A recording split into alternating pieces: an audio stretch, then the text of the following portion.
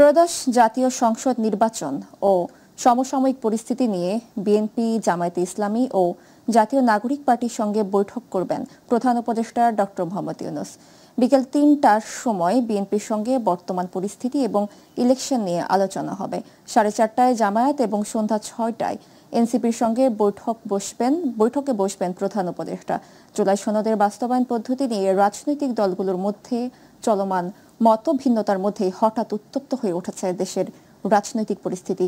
এরই মধ্যে জাতীয় নির্বাচনের রোডম্যাপও ঘোষণা করেছে ইসি রোডম্যাপ অনুযায়ী চলতি বছরের ডিসেম্বরের প্রথমার্ধে তফসিল এবং 2026 সালে ফেব্রুয়ারির প্রথমার্ধে জাতীয় নির্বাচন অনুষ্ঠিত হবে।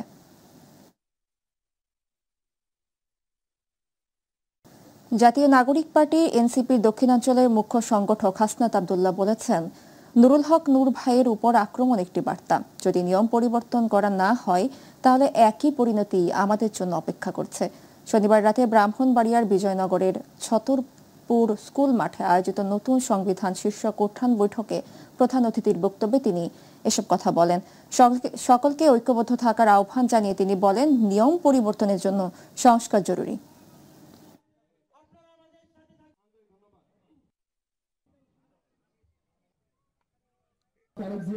দেখেছি মুচলেখা দিয়ে দেশ ছাড়তে হয়েছে, ওনাকে নৃশংসভাবে দুর্নীতিবাজ মেরে ওনার মাজা ভেঙে দেওয়া হয়েছিল।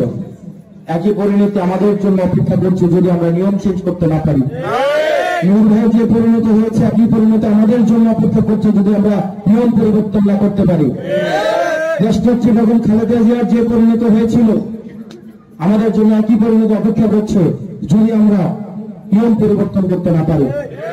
সেজন্য আমাদের নিয়ম পরিবর্তনের জন্য যেটার নাম দিয়েছে আমরা সংস্কার, এটার জন্য আমাদের ঐক্যবদ্ধ অবশ্যই আমাদেরকে থাকতে হবে।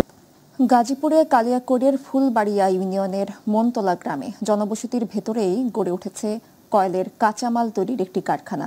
স্থানীয়দের অভিযোগ, এ কারখানার ধোঁয়া ও দুর্গন্ধে মারাত্মকভাবে পরিবেশ দূষিত হচ্ছে। এতে ভোগান্তিতে পড়েছেন এলাকাবাসী। এ বিষয়ে উপজেলা প্রশাসনের হস্তক্ষেপ কামনা করেছেন স্থানীয়রা। অভিযোগ পেলে পরিবেশ দূষণের বিষয়টি প্রতিকার করার আশ্বাস দিয়েছে প্রশাসন। প্রতিনিধি একেএম শিশিরের রিপোর্টে বিস্তারিত। ধোঁয়াচ্ছন্ন চারিদার, বাতাসে উটকো গন্ধ, একেবারে গুমট পরিবেশ। এজন্য একটা বিষাক্ত গ্রাম, তার ভিতরেই বসবাস করতে হচ্ছে ফুলবাড়ি ইউনিয়নের মনতলা গ্রামের মানুষদের। গ্রামে জনবসতির মাঝেই গড়ে উঠেছে অবৈধ কয়লার কাঁচামাল তৈরির কারখানা, যাতে পোড়া হচ্ছে প্লাস্টিক ও কাঁচা চামড়া, নষ্ট হচ্ছে আশেপাশের কৃষিজমি ও গাছপালা। এই ঘটনা এলাকা জুড়ে সৃষ্টি হয়েছে তীব্র ক্ষোভের। 30,000 কলা লাগিয়েছি, প্রায় 2,000 কলা রাতের অন্ধকারে অবৈধ কয়েল ফ্যাক্টরির যে কালো ধোঁয়া, এইটার যে ফার্নেস, যে ছাইটা যত দূর যাচ্ছে, আবহাওয়ার সাথে মিশে যত দূর যাচ্ছে তত দূরই গাছপালা, আমাদের সকল উদ্ভিদ, এগুলা সব একদিক থেকে মারা যাচ্ছে। প্রত্যেকটা গাছ দেখেন মারা যাচ্ছে। কারখানার নির্গত ধোঁয়া ও দুর্গন্ধে শিশু, বৃদ্ধারা শ্বাসকষ্ট, মাথা ব্যথা ছাড়াও নানা রোগে ভুগছেন। আর দ্রুত ব্যবস্থা না নিলে বড় ধরনের স্বাস্থ্য ঝুঁকির আশঙ্কাও স্থানীয়দের। এটা প্রচুর গন্ধ এবং আমাদের এইখানে গাছপালা সব মরে যেতেছে। এই কারণে আশা করি এগুলি 1 নম্বর ব্যবসা না 2 নম্বর, এই ব্যবসা এখানে করতে দিন না। এই গন্ধ আসে, গন্ধে বাড়িতে থাকা যায় না আর কি। এই বিভিন্ন সমস্যা, এইখান থেকে চলাফেরা করতে সমস্যা। গাছ গাছালি সব নষ্ট হয়ে যাইতেছে ধোঁয়ার কারণে। দুর্গন্ধ, রাস্তা দিয়ে যাওয়া যায় না, বাসায় থাকা যাইতেছে না, দুর্গন্ধ, গাছপালা সব নষ্ট হয়ে যাইতেছে একদম। আর এইদিকে অভিযোগ পেলে পরিবেশ দূষণের বিষয়টি দ্রুত প্রতিকার করবার আশ্বাস দিলেন উপজেলা নির্বাহী কর্মকর্তা।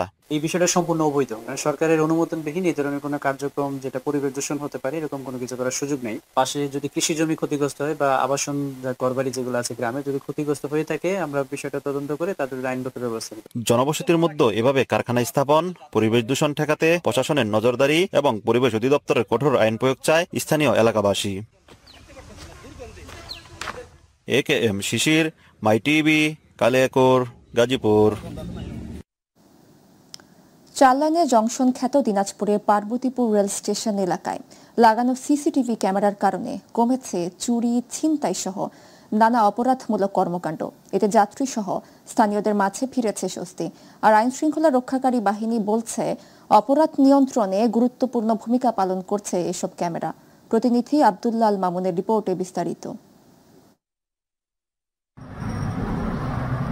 দেশের অন্যতম বৃহৎ জংশন রেলওয়ে স্টেশনের মধ্যে দিনাজপুরের পার্বতীপুর অন্যতম। 4 লাইনের জংশন হওয়ায় যাত্রীবাহী, লোকাল, আন্তনগর এবং মালবাহী সহ প্রায় 25 জোড়া ট্রেন এই স্টেশন হতে প্রতিদিন গন্তব্যের উদ্দেশ্যে ছেড়ে যায়। এতে কয়েক হাজার মানুষের আগমন ঘটে পার্বতীপুর উপজেলায়। বহিরাগতদের আগমনকে কেন্দ্র করে বেশ সরব ছিল দুষ্কৃতিকারীরা, ফলে প্রতিনিয়তই ঘটত নানা অপরাধ। যাত্রীদের নিরাপত্তা নিশ্চিতের পাশাপাশি অপরাধী শনাক্তে বাংলাদেশ রেলওয়ের পক্ষ থেকে স্টেশনের বিভিন্ন স্থানে বসানো হয়েছে 32টি ক্লোজ সার্কিট ক্যামেরা। এতে অপরাধ প্রবণতা কমে যাওয়ায় সন্তোষ প্রকাশ করেন ট্রেন যাত্রী, এলাকাবাসী ছাড়াও সংশ্লিষ্টরা। ক্যামেরা সংযুক্ত করার কারণে আলহামদুলিল্লাহ অনেকাংশই এই অপরাধ, বিভিন্ন রকম ছোটোখাটো অপরাধগুলো কমে গেছে। এর আগে যখন ক্যামেরা ছিল না, আমরা দেখছি অনেক অনৈতিক কাজ, বিশেষ করে ছিনতাই, পকেটমার, চুরি, এরকম অনেক ঘটনা ঘটেছে। বিভিন্ন প্রকার ছিনতাই, বিভিন্ন প্রকার মাদক সেবীরা যে আড্ডা একটা জমিয়েছিল, বর্তমানে এটা আর নাই। পার্বতীপুর জংশন স্টেশনের কর্মযোগ্য বৃহৎ এলাকা জুড়ে হলেও ছিল না কোনো নিরাপত্তা বেষ্টনী, ফলে ঘটত ছোট বড় অনাকাঙ্ক্ষিত নানা ঘটনা। তবে এসব সিসি ক্যামেরা স্থাপনের মাধ্যমে অপরাধ প্রবণতা অনেকাংশে কমে আসবে বলে আশাবাদ ব্যক্ত করেন রেলওয়ের এই কর্মকর্তা। 32টি সিসি ক্যামেরা লাগাইছি যাতে করে অপরাধ প্রবণতা কমে আসে, এবং আশা করছি এই সিসিটিভি লাগানোর পরে আর অপরাধমূলক কাজ আর সংঘটিত হবে না। এদিকে স্টেশন এলাকায় অপরাধ নিয়ন্ত্রণে সিসিটিভি বেশ গুরুত্বপূর্ণ ভূমিকা পালন করছে বলে জানিয়েছেন আইন শৃঙ্খলা রক্ষা বাহিনীর এই কর্মকর্তা। প্ল্যাটফর্ম এলাকার আইন শৃঙ্খলার উন্নতি হয়েছে এবং অপরাধ প্রবণতা অনেক কমে গেছে। ইতিমধ্যে এক ব্যক্তির, যাত্রীর একটি ব্যাগ হারিয়ে যায়, আমরা সিসি ক্যামেরার মাধ্যমে তাৎক্ষণিকভাবে ব্যাগটি উদ্ধার করে তাকে বুঝিয়ে দিয়েছি। আইন শৃঙ্খলা পরিস্থিতি স্বাভাবিক রাখতে পার্বতীপুর জংশন স্টেশন এলাকায় স্থাপন করা হয়েছে 32টি সিসি ক্যামেরা। নিয়মিত মনিটরিংয়ের পাশাপাশি রক্ষণাবেক্ষণের ব্যবস্থা করা হলেই অর্জিত হবে কাঙ্ক্ষিত ফলাফল। আব্দুল্লাহ আল মামুন, মাই টিভি, পার্বতীপুর। চলতি মৌসুমে পাট চাষ বেশ ভালো হয়েছে উত্তরের জেলা গাইবান্ধায়। আনুপাতিক বৃষ্টিপাতে পুকুর, খালবিল, ডোবা পানিতে পরিপূর্ণ থাকায় পাটের আশ ছাড়াতেও তেমন বেগ পেতে হয়নি চাষিদের। এতে করে পাটের সোনালী রং ভালো হওয়া সন্তোষজনক বাজার মূল্যতেও খুশি। তবে কৃষি বিভাগ বলছে গত বছরের বাজার মূল্য কম থাকায় চলতি মৌসুমে লক্ষ্যমাত্রার চেয়ে চাষাবাদ কম হলেও উৎপাদন বেশি হয়েছে। প্রতিনিধি আফতাব হোসেনের পাঠানো তথ্য ও চিত্রে বিস্তারিত জানাচ্ছেন জুবাইর রহমান। গাইবান্ধা জেলায় চলতি মৌসুমে 13,822 হেক্টর জমিতে পাট চাষ হয়েছে, যা গত বছরের চেয়ে 1,178 হেক্টর কম। এদিকে এবছর বন্যা না হওয়ায় পাটের ফলনে চাষিরা খুশি হলেও আবার চিন্তায় পড়েছেন শ্রমিক সংকট ও শ্রম ব্যয় নিয়ে। একটা কিষানের দাম মনে করেন যে 500 টাকা, এই 500 টাকা দিয়ে মনে করো এক মন পাটাই মনে করেন যে কাটাই হয় না। পাটের রং ভালো হতো, পাটের দাম ভালো হলো না, এখন পাটের দাম কম আছে, পানি খারাপ। পাটের আবাদ ঠিকভাবে করতে পারতেছি না, আমাদের নস মানে খরচ বেশি হয়েছে। চলতি মৌসুমে লক্ষ্যমাত্রা অর্জিত না হলেও পাট লক্ষ্যমাত্রার কাছাকাছি অর্জিত হয়েছে ও পাটের বাজার মূল্য বেশি হওয়ায় আগামীতে পাট চাষিরা সংখ্যা আরও বৃদ্ধি পাবে বলে মনে করছেন গাইবান্ধা কৃষি সম্প্রসারণ অধিদপ্তরের উপপরিচালক। লক্ষ্যমাত্রার তুলনায় সামান্য কম হলেও গত বছরের তুলনায় এবছর পাটের চাষ বেশি হয়েছে। কৃষি বিভাগ নিয়মিত কৃষকদেরকে পরামর্শ প্রদান, প্রশিক্ষণ প্রদান, এছাড়া বিনামূল্যে প্রণোদনার আওতায় কৃষকদেরকে পাটের বীজ এবং সার দিয়ে থাকে, যাতে করে এই জেলাতে পাটের আবাদ আরও বৃদ্ধি পায়। আমরা কৃষি বিভাগ নিয়মিত কাজ করে যাচ্ছি, আশা করি পরবর্তী বছরগুলোতে পাটের আবাদ আরও বৃদ্ধি পাবে। বর্তমান স্থানীয় হাটবাজারে প্রতিমন পাট 3800 থেকে 4000 টাকা দরে বিক্রি হচ্ছে। জমির উর্বরতা শক্তি বাড়াতে এবং পরিবেশ বান্ধব পাটজাত দ্রব্য পণ্য উৎপাদনে এবং পাট চাষির সংখ্যা বাড়াতে সরকার প্রয়োজনীয় সহযোগিতা করবে, এমনটাই প্রত্যাশা চাষিদের। জুবাইর রহমান, মাই টিভি নিউজ। দক্ষিণের জেলা বরগুনা। চারদিকে নদী বেষ্টিত এ জেলার সদর উপজেলার বদরখালী ইউনিয়নের ঐতিহ্যবাহী ফুলঝুরি বাজার। এখানে প্রায় 4 দশক ধরে এক অসহায় বৃদ্ধ নারী জীবন ও জীবিকার সংগ্রাম চালিয়ে যাচ্ছেন। নেই তার উপার্জনের অভিভাবক, পাচ্ছেন না কোনো সরকারি সুযোগ সুবিধা। বরগুনা প্রতিনিধি মোহাম্মদ শফিকুল ইসলাম স্বপনের তথ্য ও ছবিতে আতিকুর রহমান তিতাসের রিপোর্ট।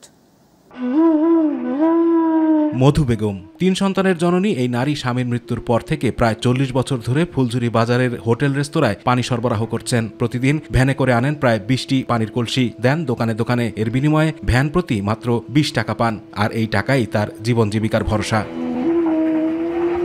স্থানীয়রা জানালেন দীর্ঘদিন ধরে পানি সরবরাহ করছেন বৃদ্ধা মধু বেগম, কিন্তু তার নেই কোনো ঘর, নেই ভবিষ্যতের নিশ্চয়তা। সে ভ্যানে করে পানি টেনে প্রায় বৃদ্ধ বয়সে চলে এসেছে, কিন্তু মধুর কোনো পরিবর্তন এখন পর্যন্ত আমরা দেখতে পাইনি। তিনি বৃদ্ধ হয়ে গেছেন, বয়স্ক হয়ে গেছেন, তখন তিনি ভ্যানে করে এই পানি দিয়েছেন শুধু পেটের দায়ে। গাড়ি করিয়া পানি দেয়, কত কষ্ট করে, অথচ ওনার কোনো পরিবর্তন দেখি না। স্বামী মারা যাবার পর থেকে পানি সরবরাহের কাজ শুরু করেন মধু বেগম। শত কষ্ট হলেও তাকে সহায়তার কেউ নেই বলে জানালেন এই বৃদ্ধা। পানি কলসে আনা টানতে পারতেছি না, আমার বয়স হয়ে গেছে, আমি খুবই অসহায় আছি। আমি আপনাকে সরকারের কাছে আবেদন করি যে আমাদের যেন এটা সহযোগিতা করে, আমি যেন বুড়ো বয়সে বইয়ে খাইতে পারি। একজন নারী হয়ে কলসি ভর্তি পানি টেনে আনা খুবই কষ্টসাধ্য কাজ। তার পাশে দাঁড়াতে বিত্তবানদের প্রতি আহ্বান জানান সচেতন মহল। ওরাও অত্যন্ত গরিব এবং ফ্যামিলিটা অশিক্ষিত, ওই পানি টেনে এবং কাজ করে খেটেই খায়। বিষয়টি নজরে আসার পর ইউনিয়ন পরিষদ থেকে কিছু সহযোগিতা করা হয়। সরকারি সুযোগ সুবিধার আওতায় আনার জন্য সংশ্লিষ্ট কর্তৃপক্ষকে অনুরোধ জানান ইউপি চেয়ারম্যান। ঊর্ধ্বতন কর্মকর্তাদের কাছে নিবেদন রাখবো, মধুকে নিয়ে যদি কিছু করা যায়, তাকে কিছু দেয়া যায়, সেটি যেন তারা একটু নেক নজরে দেখে তাকে আর্থিক সাহায্যটা করেন। আতিকুর রহমান তিতাস, মাই টিভি। বিএনপির কেন্দ্রীয় নির্বাহী কমিটির স্বেচ্ছাসেবক বিষয়ক সহ সম্পাদক ও ছাত্রদলের কেন্দ্রীয় কমিটির সাবেক সভাপতি আব্দুল কাদির ভুইয়া জুয়েল বলেছেন, বাংলাদেশের মানুষের আকাঙ্ক্ষা ও তাদের ভাগ্যের পরিবর্তন করার লক্ষ্যে কাজ করছে বিএনপি। একটি স্বার্থান্বেষী মহল নির্বাচনকে বানচাল করার জন্য ষড়যন্ত্র করছে। গতকাল বিকালে নরসিংদীর বেলাবো উপজেলার গণতান্ত্রিক রাষ্ট্র কাঠামো বিনির্মাণে তারেক রহমান কর্তৃক ঘোষিত রাষ্ট্র কাঠামো মেরামতের ৩১ দফা বাস্তবায়নের লক্ষ্যে বিএনপি ও অঙ্গ সংগঠন কর্তৃক আয়োজিত পথসভায় প্রধান অতিথির বক্তব্যে এসব কথা বলেন। পরে তিনি আমলাবো ইউনিয়নের বিভিন্ন স্থানে পথসভা ও গণসংযোগ করেন। মাগুরার মোহাম্মদপুর উপজেলার পলাশবাড়িয়া ইউনিয়ন বিএনপির উদ্যোগে শনিবার বিকালে ঝামা মাধ্যমিক বিদ্যালয় মাঠে নির্বাচনী কর্মী সমাবেশ অনুষ্ঠিত হয়েছে। সমাবেশে জেলা বিএনপি সদস্য জাহাঙ্গীর আলম খান বাচ্চুর সভাপতিত্বে প্রধান অতিথি ছিলেন ঢাকা মহানগর দক্ষিণ যুবদলের সদস্য সচিব রবিউল ইসলাম নয়ন। প্রধান অতিথি তার বক্তব্যে ভিপি নূরের উপর হামলার নিন্দা জানিয়ে বলেন, বিএনপির ভারপ্রাপ্ত চেয়ারম্যান তারেক রহমান যাকে মনোনয়ন দেবেন, সবাইকে ঐক্যবদ্ধ হয়ে তাকে বিজয়ী করতে হবে। নড়াইলে ২৮ দিন ব্যাপী গ্রাম প্রতিরক্ষা বাহিনী অ্যাডভান্স প্রশিক্ষণ কোর্স সম্পন্ন হয়েছে। প্রশিক্ষণ শেষে আনুষ্ঠানিকভাবে সনদপত্র বিতরণ উপলক্ষে বাংলাদেশ আনসার ও গ্রাম প্রতিরক্ষা বাহিনীর আয়োজনে আলোচনায় সভাপতিত্ব করেন নড়াইল জেলা কমান্ড্যান্ট মোহাম্মদ নুরুল আফসার। অনুষ্ঠানে প্রধান অতিথি ছিলেন জেলা প্রশাসক শারমিন আক্তার জাহান। এ সময় উপজেলা নির্বাহী অফিসার সঞ্চিতা বিশ্বাস, অ্যাডজুটেন্ট মমতাজ খান সহ উপজেলা আনসার ভিডিপির কর্মকর্তাগণ উপস্থিত ছিলেন। সভা শেষে প্রধান অতিথি জেলা প্রশাসক শারমিন আক্তার জানান, প্রশিক্ষণার্থীদের মাঝে সনদপত্র বিতরণ করেন। খুলনা প্রেস ক্লাব আয়োজিত জুলাই গণ অভ্যুত্থান, গণমাধ্যম ও আগামীর বাংলাদেশ শীর্ষক আলোচনা সভায় বক্তারা বলেন, জুলাই গণ অভ্যুত্থানের সকল রাজনৈতিক শক্তি পালিয়ে যাওয়া ফ্যাসিবাদকে রুখতে বদ্ধপরিকর। শনিবার খুলনা প্রেস ক্লাবের ব্যাংকুয়েট হলে এই আলোচনা সভা অনুষ্ঠিত হয়। আলোচনা সভার সভাপতিত্ব করেন খুলনা প্রেস ক্লাবের সভাপতি এনামুল হক নবাব। আলোচনা সভায় বিভিন্ন রাজনৈতিক দলের স্থানীয় নেতৃবৃন্দ ও সাংবাদিকবৃন্দ এ সময় বক্তৃতা করেন।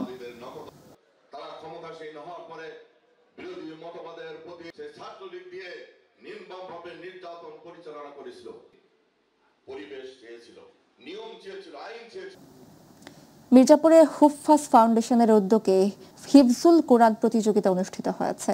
শনিবার দিনব্যাপী শহীদ ভবানী প্রসাদ সাহা সরকারি কলেজ ও আবু হুরাইরা রাদিয়াল্লাহু তাআলা হিফজ মাদ্রাসা এ অনুষ্ঠান হয়। এতে দিনব্যাপী কোরআন প্রতিযোগিতায় বিচারক হিসেবে ৬ জন দায়িত্ব পালন করেন। অনুষ্ঠানের উদ্বোধন করেন মির্জাপুর থানা জামে মসজিদের ইমাম ও খতিব হাফেজ মাওলানা ফরিদুল হোসাইন।